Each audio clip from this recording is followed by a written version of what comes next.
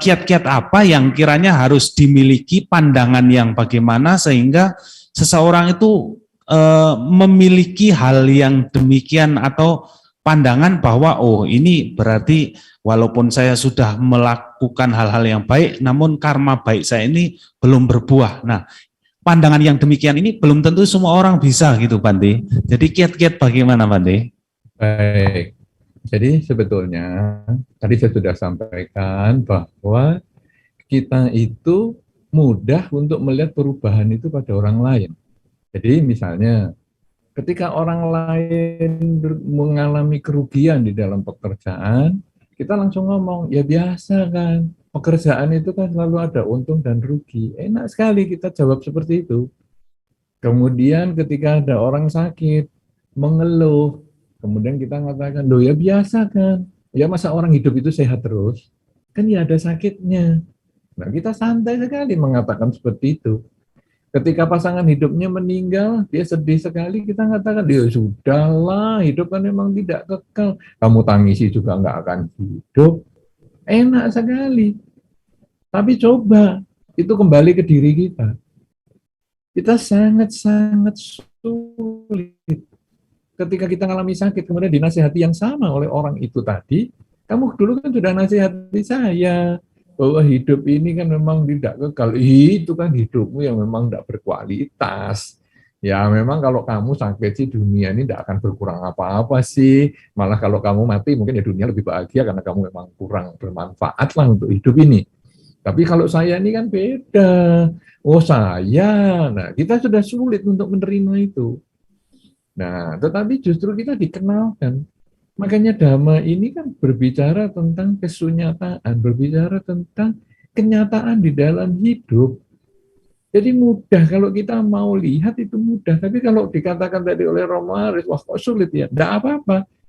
Karena apa? Karena setiap orang memiliki waktu pencerahannya masing-masing. Misalnya saja, kita mungkin dulu waktu sekolah diajarkan beberapa rumus misalnya. Rumus-rumus matematika mungkin, kita diajarkan menghitung sudut misalnya, sudut 90 derajat, sudut 45 derajat, dan lain sebagainya. Kita hari itu nggak ngerti-ngerti. Ada sebagian ya, itu dari ada orang yang memang pandai sekali sudah ngerti begituan. Tapi ada yang kita, waduh ini apa sih, sudut 90 derajat ini apa sih? Nah, kemudian begitu kita sudah mulai dewasa, kita lalu lihat tembok rumah kita, oh ini maksudnya sudut 90 derajat. Kemudian kita lihat kalau tukang membangun wihara, ya atau di rumah kita misalnya menggunakan benang yang dikasih pemberat, oh ini maksudnya 90 derajat. Oh, nah kita baru baru ngerti. Tetapi mungkin kita sudah umur misalnya 25. Padahal itu diajarkan pendidikan seperti itu misalnya waktu kita umur 14 tahun. Jadi 10 tahun yang sia-sia karena kita tidak ngerti apa itu. Nah, demikian pula tiap orang itu punya waktunya masing-masing. Makanya mengenal tua, sakit, dan mati, itu kalau di dalam Dhamma dikatakan itu Dhamma Duta. Jadi, Dewa Duta, bukan Dhamma Duta, tapi Dewa Duta, utusan Dewa. Itu supaya orang itu memahami bahwa itulah kenyataan sudah ada di depanmu. Kamu berkunjung ke rumah sakit, itulah ada orang sakit.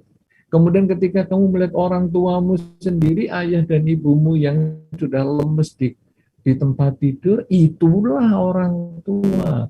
Kemudian ketika kita melayat, bahkan teman seumuran dengan kita, ya itulah kematian.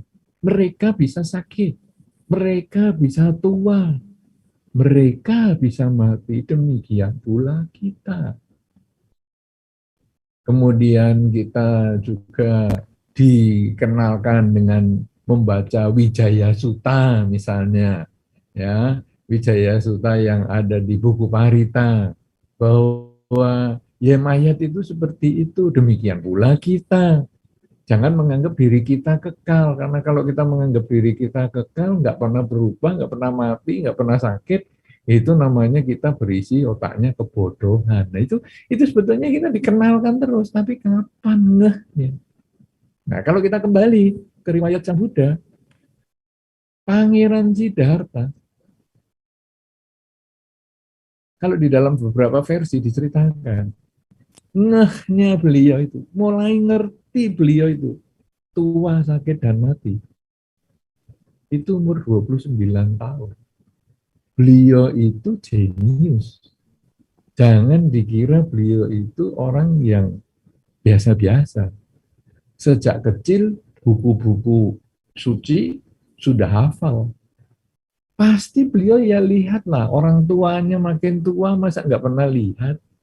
Beliau ya mesti lihat mungkin orang sakit, orang mati. Tetapi di dalam cerita yang biasa kita baca itu, lihat tua, sakit, dan mati itu pada saat umur 29, artinya memahami tua, sakit, dan mati. Ngeh, tua, sakit, dan mati itu di 29 itu.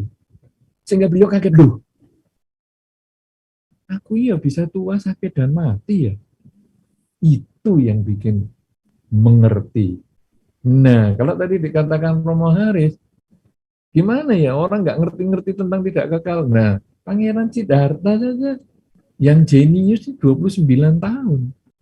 Yang paramitanya sudah sempurna di kehidupan waktu kelahiran sebagai Siddhartha Gautama. Nah, apalagi kita-kita manusia biasa ini. Mungkin butuh 29 kelahiran baru ngeh. Iya, Karena kita ini sekarang sudah di depan kita. Sakit ini sudah pekerjaan kita sehari-hari. Kemarin COVID yang sedemikian luar biasa itu. Apa yang berubah di diri kita? Sudahkah kita jadi lebih baik? Sudahkah kita lebih menyadari hidup itu berubah? Belum tentu. Nah, tetapi kita sedikit demi sedikit. Makanya latihan kerelaan ini dilatih sejak masih balita. Sampai nanti tua pun kita masih ada latihannya itu. Kenapa? Karena ada pelepasan terakhir, yaitu kita meninggalkan dunia ini. Saya sekarang ketika balita, saya melepaskan harta saya yang sedikit tadi, uang saku saya untuk berdana. Ketika saya sudah mulai agak dewasa, saya berdana makan ke biara. Saya melepaskan makanan saya ke biara. Ketika saya kemudian ikut kantina, maka saya melepaskan sebagian milik saya, 4 kebutuhan pokok saya untuk para biku. Sebetulnya pelepasan. Di akhir kehidupan kita, kalau kita sudah sering seperti itu, kita melepaskan harta kita, melepaskan keluarga kita, semua kita lepaskan. Tapi berapa banyak kita juga yang menyadari itu dan akhirnya kita tetap, ya aku nggak mau mati sekarang. Aku masih kepingin dengan pasangan hidupku, aku masih kepingin dengan anakku, aku masih kepingin dengan pekerjaanku, tahtaku, dan lain sebagainya, karir, dan sebagainya. Semua itu karena setiap orang berbeda-beda. Nah, tugas kita sebetulnya adalah selalu menyadari, kita lalu membaca sering-sering tentang misalnya Abinha Pacawekana, perenungan yang kerap kali harus direnungkan. Bahwa semua yang terjadi pada diriku ini juga buah dari perilakuku sendiri. Aku lahir ini juga dari buah perilakuku sendiri, makanya aku lahir di orang tua yang ini, bukan orang tua yang itu. Kemudian ketika aku ngalami seperti ini, ya ini buah perilakuku juga. Baik perilaku yang baik sehingga saya bahagia maupun yang tidak bahagia. Jadi kalau tadi Romo menanyakan hal itu, gimana ya caranya? Sering-sering membaca perenungan kerap itu. Ya. Sering-sering membaca Brahma Wihara. Sering-sering membaca Wijaya Sutta. Jadi buku Parita itu sering dibaca, sering direnungkan, maka nanti kita lama-lama, entah di kehidupan ini, ataupun di kehidupan selanjutnya, itu akan kita ngeh, wah, semua ini ternyata buah kelakuan sendiri ya.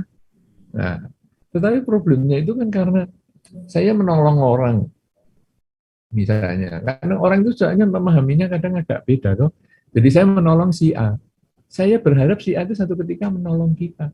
Padahal si A itu setelah kita tolong dia malah menyakiti kita, merugikan kita. Sehingga kita menganggap ya ini kan hukumnya keliru nih. Nah, enggak seperti itu. Iya. Ya, saya menolong si A, tetapi mungkin saya mendapat pertolongan dari orang lain, misalnya si B. Lah si A kok jahat sama saya? Oke, si A jahat sama saya, tapi saya dijahati nggak ngapa-ngapa. Saya dijahati tidak mengalami penderitaan yang parah. Berarti saya kuat. Ketika saya kuat, berarti ini juga buah karma yang lain. Dia menjahati, dia bikin karma buruk. Tapi saya kuat. Saya berarti sedang memetik buah karma baik. Ya, ini karma ini tidak satu banding satu seperti itu. Karena tanam padi bukan berarti mesti panennya satu butir padi. Tanam satu butir padi, itu panennya bukan satu butir padi loh. Tanam satu padi, panennya kan padi yang banyak. Iya, Bante. Ya, tanam satu mangga, panennya bukan satu butir mangga. Tanamnya mangga, panennya mangga dan bertahun-tahun. Nah, artinya apa? Kalau kita menanam kejahatan sekali, itu juga bisa panennya macam-macam. Tapi sebaliknya kita menanam kebajikan yang sedikit, itu pun juga panennya juga akan bermacam-macam. Ya, karena itu bagi yang kita masih belum bersemangat atau ada orang yang belum memahami itu, memang tiap orang butuh waktu untuk mengerti. Bahkan kita pun butuh waktu. Tidak Kita bisa instan gitu ya, Bante ya. tidak bisa instan. Kita kadang hanya ngerti teori. Makanya kalau tadi saya berbicara tentang kerelaan toh, sebetulnya masih ada kemoralan dan konsentrasi atau latihan meditasi itu sebetulnya nanti untuk mendorong kita untuk bisa lebih memahami bahwa hidup ini hanya satu proses. Karena di dalam kesadaran itu kita dilatih untuk sadar setiap saat. Hidup adalah saat ini. Tadi saya sudah pernah hidup, tapi sudah tidak hidup. Itu tadi hanya kenangan. Nanti saya akan hidup, tapi belum tentu hidup. Itu masih impian. Hidup adalah saat ini. Tadi saya yang dimaki adalah tadi. Tadi itu bisa 1 detik yang lalu, bisa 1 tahun yang lalu, bisa 1 kehidupan yang lalu. Saya dimaki yang tadi. Saya yang sekarang sudah usianya lebih dari 1 detik. Kalau saya masih membalas makian dia, berarti badan saya yang saat ini, yang sudah umurnya lebih 1 detik, pikiran saya yang saat ini, yang umurnya juga lebih 1 detik, masih melekat dengan masa lalu 1 detik yang lalu. Karena apa? Karena tidak menyadari hidup yang tidak kekal. Saya yang tadi kok dimaki.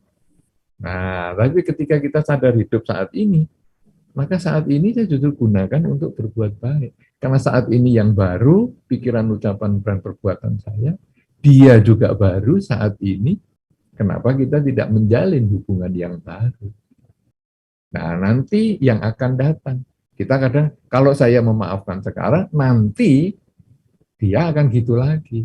Padahal nanti itu belum tentu. Karena nanti kita mati duluan, pada saat yang berikutnya, apa yang mau dijahati? Akhirnya kita mati dengan pikiran buruk. Nah, justru karena itu, hidup adalah saat ini. Itu nanti yang paling mendorong, yang paling luar biasa untuk selalu bersemangat dalam jalan dhamma.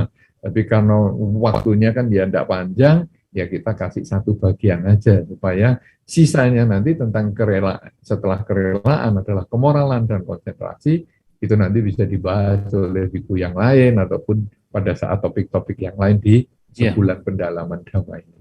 Begitu, Romo Haris. Baik, terima kasih Bante. Bante, saya mau bertanya atau minta pencerahan dari Bante. Bante, 3 bulan atau 4 bulan yang lalu, saya divonis oleh dokter dengan satu penyakit yang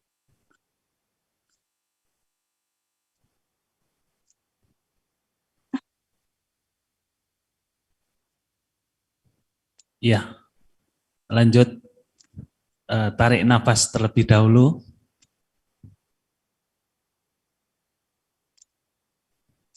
saya divonis dokter dengan satu penyakit mungkin yang sangat ditakuti oleh semua orang.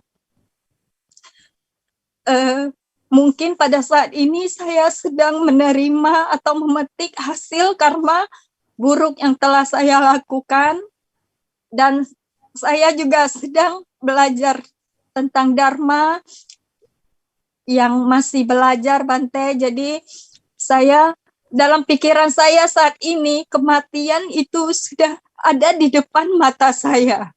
Dan saya pun kayak dikejar-kejar untuk disuruh melakukan perbuatan baik sebanyak-banyaknya. Namun saya pun tidak tahu apa yang harus saya lakukan saat ini dengan kondisi saya begini, Bante. Jadi saya minta pencerahan dari Bante, apa saja yang harus saya lakukan di saat kondisi saya begini, Bante. Terima kasih, Bante. Baik. Langsung dijawab atau bagaimana? Ya, silakan langsung aja, Bante. Oke. Baik, Ibu Meli, ya saya ikut prihatin dengan kondisi kesehatan yang Ibu alami. Mudah-mudahan tidak terjadi seperti yang Ibu pikirkan ataupun yang orang lain alami. Karena setiap orang mempunyai timbunan kebajikan masing-masing, sehingga tidak selalu sama hasilnya. Kondisi sakit yang mungkin diumumkan ataupun yang Ibu ketahui itu, sehingga merasa ya kematian bisa lebih dekat daripada yang seharusnya, lalu sudah memahami bahwa memang kita harus mengisi hidup dengan kebajikan. Kebajikan di dalam Dharma itu tidak selalu harus melakukan kegiatan fisik yang mungkin Anda tidak mampu kerjakan. Misalnya membersihkan wihara mungkin belum tentu, ya, atau harus sering ke wihara, sembahyang juga belum tentu. Tapi ketika Anda bisa di rumah selalu mengembangkan pikiran positif, itu pun juga baik. Jadi pikiran positif ini paling penting, karena dari pikiran positif maka muncullah ucapan yang baik dan juga perilaku yang baik. Pikiran positif ini apa yang perlu kita kerjakan sekarang? Salah satunya ketika Ibu mengalami kegelisahan, ketika Ibu mengalami ketakutan, kecemasan, dan lain sebagainya, memikirkan nanti masa depan saya gimana dengan anak saya yang 3 dan sebagainya, cobalah mengisi dengan kalimat, semoga semua makhluk berbahagia. Jadi, pikiran jangan ditakut-takuti sendiri, tapi cobalah dengan pikiran netral, semoga semua makhluk berbahagia. Karena semoga semua makhluk berbahagia itu, kita makhluk, semoga kita bahagia. Anak-anak makhluk, semoga anak-anak bahagia. Keluarga besar makhluk, semoga keluarga besar bahagia. Dengan pikiran yang positif seperti ini, maka banyak kejadian orang-orang dengan penyakit tertentu yang berat sekalipun bisa membaik kondisinya. Saya ingat dengan satu pengalaman yang pernah terjadi beberapa waktu yang lalu. Ada seorang ibu yang sudah terbaring di rumah sakit dan tidak sadar.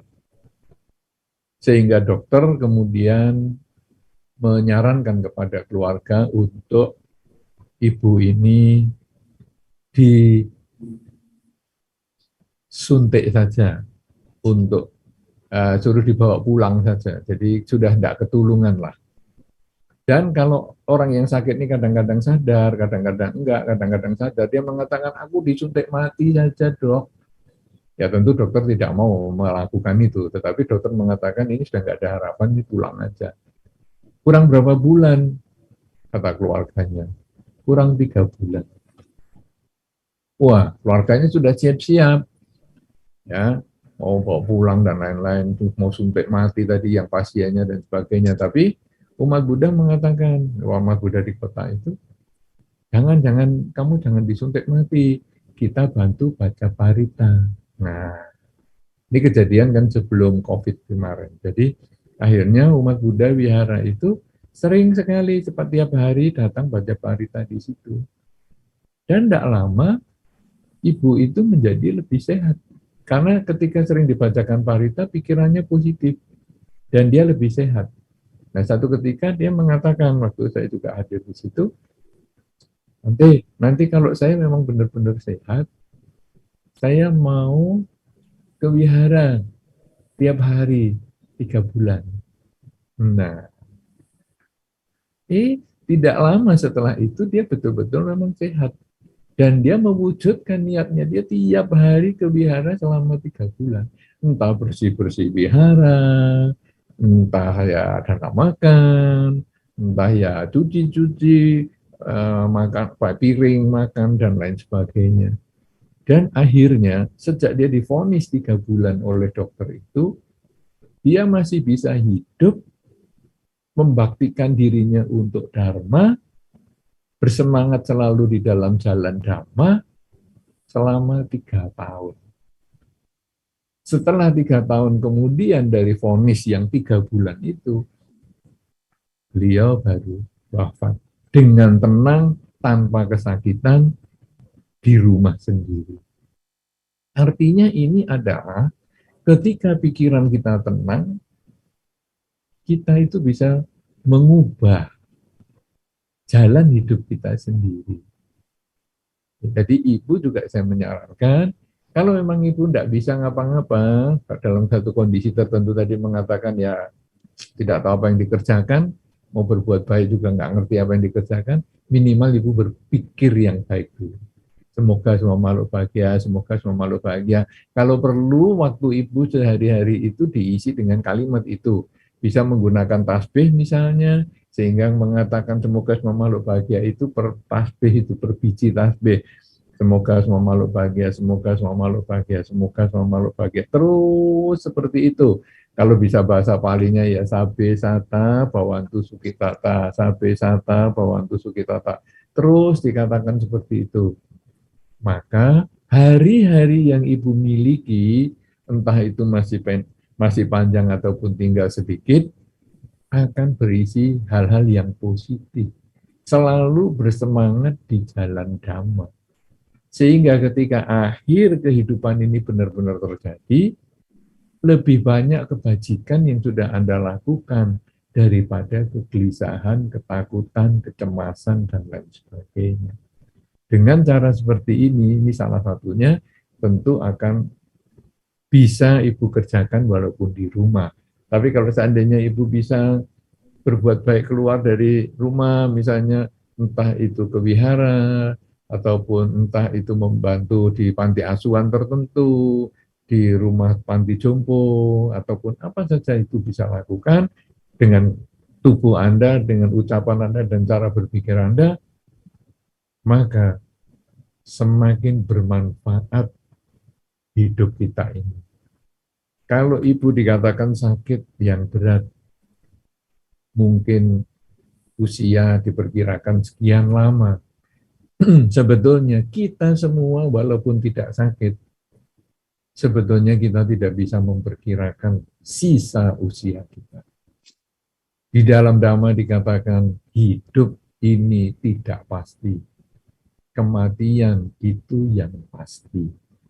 Apakah saya ini masih bisa hidup besok? Belum tentu. Karena kalau saat ini kemudian terjadi bencana ataupun saya terjadi serangan jantung misalnya dan saya mati, saya tidak bisa mengatakan besok saya akan gini-gini, tidak bisa. Kita tidak pernah tahu akhir kehidupan ini karena hidup memang tidak pasti. Saat ini kita hidup. Apakah nanti hidup? Belum tentu. 2 jam lagi apakah masih hidup? Belum tentu. 1 hari lagi masih hidup? Belum tentu. Setahun lagi masih hidup? Belum tentu. Kehidupan tidak pasti. Kematian itu yang pasti. Karena itu, ibu jangan takut. Selalulah bersemangat. Karena kita semua sekalipun tidak ada yang bisa memastikan usia kehidupan kita. Semoga hal ini bisa dimengerti Ibu, dan Ibu mulai sekarang sampai selama-lamanya memperbanyak kebajikan dengan ucapan, pikiran, dan perilaku, karena itulah yang menjadi bekal untuk terlahir kembali di alam bahagia dengan meninggalkan kenangan baik juga untuk keluarga maupun untuk lingkungan dan siapapun yang mengenal itu. Dari Bapak Erwin Gunawan, Namo Buddhaya Bante, bagaimana cara mengingatkan diri dan memunculkan semangat di saat kita berada dalam kondisi terpuruk atau putus asa saat menghadapi masalah? Terima kasih Bante. Mirip juga nih Bante. Ya, ini sebetulnya mirip dengan pertanyaan Romo tadi. Ya, Romo Haris tadi kan sudah menyampaikan di awal nih, gimana ya kita mengingatkan. Nah, inilah membaca cerita lebih sering ya. Kemudian jangan lupa teman itu juga penting. Makanya kadang-kadang kita perlu ke biara supaya kita juga memahami, dia itu dulu juga pernah terpuruk loh, akhirnya bisa bangkit. Nah, itu sebetulnya testimoni seperti itu penting. Karena orang yang jalankan Dharma, kalau dia sudah bahagia, itu sebetulnya di buku-buku juga banyak. Bahkan sebetulnya kalau di dalam Dhamma, kita lalu melihat di dalam bagian Tipitaka itu ada Teragata dan Terigata. Itu kan kumpulan orang-orang yang sudah berhasil di dalam jalan Dhamma. Mereka-mereka yang mencapai kesucian di jalan Dhamma. Jadi kalau ada Terigata itu sebetulnya adalah orang-orang yang di zaman dulu, zaman Sang Buddha yang punya pengalaman menjalankan Dhamma dan selalu bersemangat sampai mencapai pencerahan. Itu akan mendorong kita, ada orang bisa seperti itu ya. Berarti kalau saya mau berjuang juga bisa. Bahkan Pangeran Siddhartha pun dia orang biasa. Tapi setelah mau berjuang, mencapai kesucian, menjadi Buddha. Dan setelah menjadi Buddha pun beliau mengatakan, aku hanya penunjuk jalan. Engkau sendiri yang menjalani. Artinya apa? Semua orang bisa, asal mau berjuang. Nah, itu sebetulnya kita mendengar pengalaman-pengalaman orang itu kemudian bisa membangkitkan semangat dalam diri kita. Tapi kalau masih kurang, ya kadang kita pergi ke biara, bertemu dengan teman yang biasa memahami di dalam Dharma, bukan malah menjerumuskan. Atau kadang-kadang kita ketemu teman Buddhis yang kadang malah menyepelekan masalah. Jadi misalnya, aduh gimana ya, aku ini terpuruk banget. Apa terpuruknya? Ya masalah keluarga lah. Anakku begini, pasangan hidupku begitu. Nah, kadang-kadang umat Buddha itu ada, ya itulah karmamu. Ya kamu berumah tangga, ya resikonya seperti itu loh. Jadi kita yang sedang stres ini, kena kata-kata itu langsung tambah stres. Karena orang yang ngomong itu tidak punya empati. Coba kamu kalau ngalami sendiri. Nah, ini tadi yang saya sudah sampaikan ketika kita pergi ke rumah duka, ketika kok orang sakit, itu kadang-kadang kita menyepelekan. Ya biasa kan, tidak kekal. Gitu aja masa nggak ngerti. Ya meninggal kan biasa. Ditinggal orang yang dicintai kan biasa. Itu orang nggak punya empati. Tapi itu sering terjadi di lingkungan Buddhis. Anda kadang-kadang kalau ngomong sama orang lain, yang sesama Buddhis kadang bisa dijawab seperti itu, kita jadi stres. Padahal di dalam Dharma ini, memang semua itu berbicara tentang hukum alam. Jadi, semua itu ada di lingkungan kita. Ya, tidak kekal itu semua ada. Berpisah dengan yang dicinta, bertemu dengan yang dibenci, itu ada di lingkungan kita. Cuman ketika kita terpuruk, kita itu kadang tidak ingat. Nah, kalau kita tanya orang, atau kita sekarang dibalik lah, kita ditanyain orang menganggap itu masalah berat. Kita kok enggak ya? Itu kan masalah gampang. Masalah rumah tangga begini-begini. Kenapa kita merasa enggak? Karena kita tidak terlibat secara emosi terhadap masalah itu. Jadi kita gampang sekali melihat dari luar. Oh, ini penjelasannya. Ya, tetapi bagi orang yang sedang terlibat secara emosi, bingung. Itu contohnya ya, kalau Anda mau cari kunci kendaraan. Aduh, sudah mau terlambat ini. Aduh, mana nih kunci kendaraan ini, mana? Wah, kita bingung karena terlibat secara emosi. Kemudian yang di rumah tanya, cari apa sih? Kunci kendaraan. Oh, itu. Ini di sini loh. Oh, dia gampang sekali nemukan. Ya karena dia tidak terlibat secara emosi. Terus yang kacamata bacanya di atas kepala. Mana kacamata? Ini penting ini. Ada WA ini dari pengurus wihara ini. Mana ini kacamata? Lah, dia bingung. Kenapa? Karena dia terlibat secara emosi mau baca. Jadi fokusnya ke mau baca. Dia nggak fokus pada nyarinya. Nah kita fokusnya pada nyari. Jadi, ya itu di atas kepalamu sendiri loh. Oh iya, ini kacamatanya di sini. Tak sadar gitu nanti. Tidak sadar. Kenapa? Karena kita tidak terlibat secara emosi. Jadi kalau kita mengingatkan diri kita, seketika kita belum terpuruk, sering-seringlah membaca parita. Seperti yang tadi saya sarankan ketika menjawab pertanyaan Romo Haris. Ya, parita tentang perenungan kerap, parita tentang Brahma Wihara, ya, dan beberapa parita-parita yang lain itu kita baca itu kalau kita belum terpuruk, sehingga waktu terpuruk kita tuh langsung ingat parita itu. Kayak Pancasila Buddhis. Kenapa kok kita kok ngulang terus padahal kita sudah ngerti? Bahkan kadang kalau ada biku saja kebaktian juga, Bante, permohonan sila. Loh, kenapa harus permohonan sila? Padahal kan hafal sendiri. Ya, bahkan bantenya kadang bisa kelupaan. Ya, pernah kejadian itu. Bantenya dari sila 1 langsung masuk ke sila 3. Tapi umatnya bacanya sila kedua. Loh, kan berarti umatnya lebih pinter daripada bantenya. Nah, artinya apa? Walaupun hafal tetap perlu kita ulang. Sehingga ketika kita mau melanggar sila itu dia langsung jadi rem. Loh, saya kan sudah baca Pancasila. Masa sih saya melakukan itu? Nah, jadi sekarang perenungan kerap, Brahma Wihara, Wijaya Sutta, dan yang lain-lain itu, ya, itu semua kita sering baca.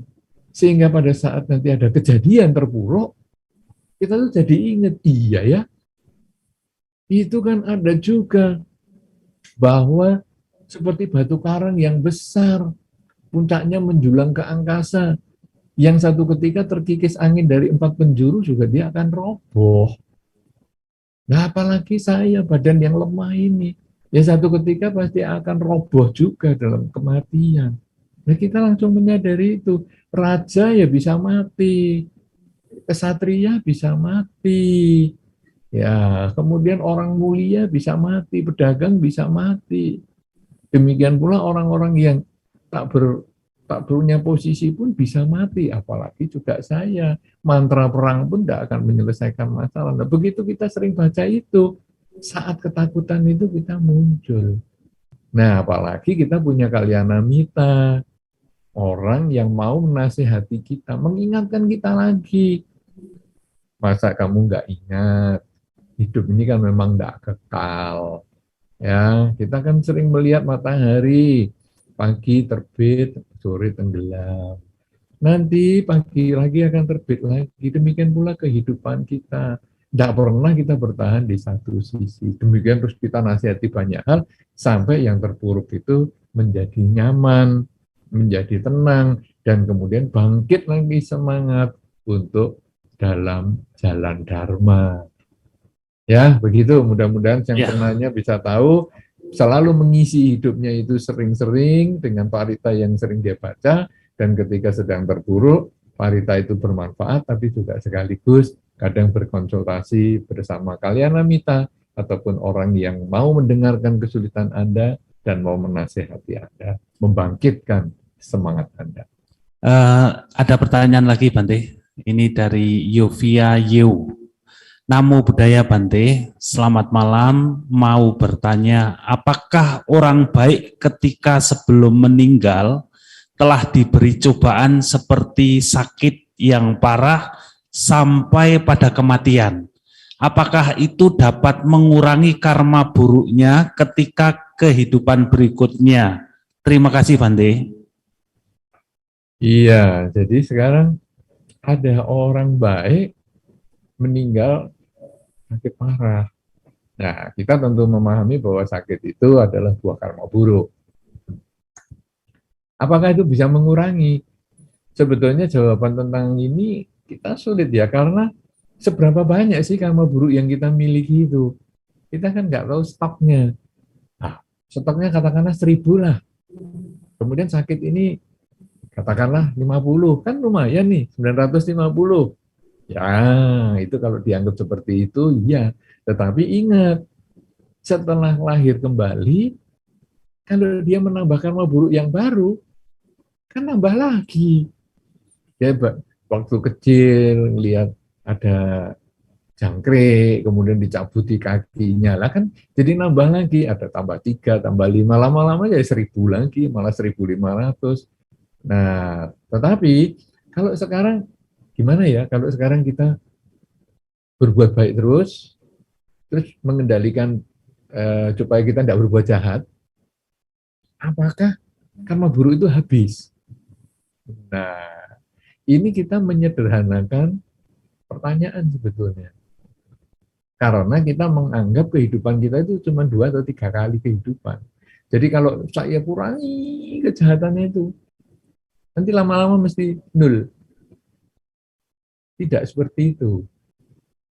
Kenapa? Karena kehidupan kita ini sudah tak terhingga kali kelahiran kita. Jadi timbunan kebajikan kita, timbunan kejahatan kita itu tak terhitung. Nah, kalau gitu kesucian itu apakah karma baik dan karma buruknya nol? Bukan. Kesucian itu atau tidak terlahirkan kembali itu adalah karena kita tidak punya kondisi untuk lahir kembali. Nah, ini ceritanya sedikit beda ya. Jadi kalau kesucian itu sekarang ya nol, Anggulimala bagaimana bisa nol? Kita tentu tahu cerita Anggulimala. Angguli adalah jari, mala adalah ikatan, rangkaian. Jadi Anggulimala itu adalah orang yang suka mengumpulkan jari, karena gurunya meminta seperti itu. Dan orang yang diminta jarinya tentu tidak bisa sukarela diberikan. Ya, dia dibunuh sampai ribuan. Kenapa kok ribuan? Karena yang dikumpulkan 1.000, tapi dikumpulkan pertama, hilang. Kumpulkan lagi, hilang. Dan akhirnya dia talikan di lehernya itu baru nggak hilang. Nah, jadi dengan 1.000 lebih dibunuh itu, masa sih langsung mencapai kesucian? Nah, kalau nol, kapan nolnya? Nah, inilah. Itu menunjukkan bahwa kesucian atau nibbana itu bukan nol, tetapi hilangnya kondisi untuk lahir kembali.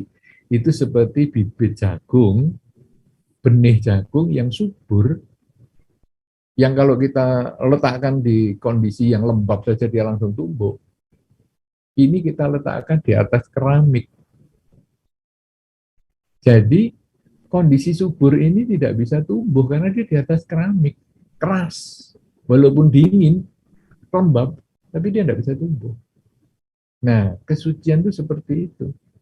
Kenapa kok bisa seperti itu? Karena dia selalu hidup pada saat ini. Yang tadi saya sudah jelaskan itu. Ini kekuatan konsentrasi kesadaran. Jadi saat ini saya sedang apa? Sehingga kalau saya dimaki, saya dipuji, saya tidak menjadi senang atau tidak senang. Batin menjadi netral. Karena tidak lagi ada timbul ketamaan, kebencian, tidak ada. Saya dipuji senang, tamak. Saya dimaki, benci. Ya, itu kebencian. Semua itu lenyap karena sudah sadar setiap saat. Yang dipuji ya saya yang tadi, yang dibenci saya yang tadi, saat ini harusnya batin saya netral. Nah, orang yang seperti ini itu seperti benih jagung yang diletakkan di keramik. Itu mencapai kesucian. Nah, sekarang kalau orang baik meninggal sakit parah, mengurangi karma buruk, ya mengurangilah, tapi tidak akan pernah habis. Di dalam Dhamma ada kata-kata kurangi kejahatan, tambah kebajikan, sucikan pikiran. Itu sebetulnya kuncinya adalah kalau Anda menganggap kejahatan itu seperti 1 sendok garam, kebajikan itu seperti setetes air, maka ketika Anda punya air 1 gelas, karma baik Anda 1 gelas, kemudian kemasukan 1 sendok garam, karma buruknya 1 sendok, maka air di dalam gelas ini asin sekali. Ini menjadikan hidup kita banyak penderitaan. Kemudian kita mau mengeluarkan garam ini nggak bisa. Lalu bagaimana supaya bisa mengurangi rasa garam? Nah, ini ibu-ibu atau para bapak yang pintar masak sudah tahu. Jadi masak kalau terlalu asin, garamnya kan sudah nggak bisa dikeluarkan, tetapi ditambah airnya. Nah, jadi kurangi kejahatan. Garam jangan ditambah lagi. Atau bukan hanya kurangi, stop kejahatan. Berhenti melakukan kejahatan. Jangan menambah garam lagi. Tambah selalu kebajikan. Nah ini, nambah air terus. Kalau tadi airnya 1 gelas, garamnya 1 sendok, asin banget. Sekarang karena ditambah air terus dan garamnya tidak ditambah, airnya ini menjadi 1 muk, 1 guci. Maka asinnya ada di situ garamnya. Tapi rasanya semakin tidak terasa. Apalagi kalau kita nambah air terus sampai 1 galon. Maka garam 1 sendok itu menjadi tidak terasa sama sekali. Inilah makanya kurangi kejahatan dan tambah kebajikan. Itu yang mengkondisikan seseorang menyucikan pikiran, sadar setiap saat pada saat ini. Batin menjadi tenang, seimbang. Dan itulah pencapaian kesucian. Jadi kalau cuma orang sakit, karena dia baik, kemudian berkurang, ya bisa saja. Ya, tetapi itu di zaman Sang Buddha sudah ada pertapa-pertapa yang menyiksa diri. Ya, jadi berdiri di 1 kaki sampai bertahun-tahun, ya, mengangkat tangan sampai bertahun-tahun, sampai tangannya sudah nggak bisa digunakan. Lalu ditanya oleh Sang Buddha, kenapa kamu? Karena saya mematangkan karma buruk. Lah kamu tahu jumlahnya karma buruk itu berapa? Nggak tahu. Nah, kalau kamu mau mematangkan karma buruk, lebih baik kurang kejahatan, tambah kebajikan, sucikan pikiran. Mau kejahatannya dulu berapa, nggak tahu. Pokoknya saya sekarang berhenti. Tidak melakukan kejahatan dengan pikiran, ucapan, maupun perilaku. Dan melakukan kebajikan dengan pikiran, ucapan, dan perilaku. Menambah air sebanyak-banyaknya. Itu yang akan mengkompensasikan rasa asin garam menjadi rasa tawar karena airnya banyak. Ya, jadi pertanyaan tadi memang benar. Apakah orang baik sebelum meninggal sakit parah itu bisa mengurangi karma buruknya? Saat itu memang betul, tetapi tidak bermanfaat sama sekali karena itu nilainya kecil. Jadi Anda pun tidak perlu juga menyiksa diri seperti pertapa zaman Sang Buddha untuk mengurangi karma buruk. Ya tidak perlu juga, karena itu tidak bermanfaat. Lebih bermanfaat kurangi kejahatan atau stop kejahatan, tambah kebajikan, sucikan pikiran. Itulah jalan dharma yang harus selalu dijalani dengan penuh semangat.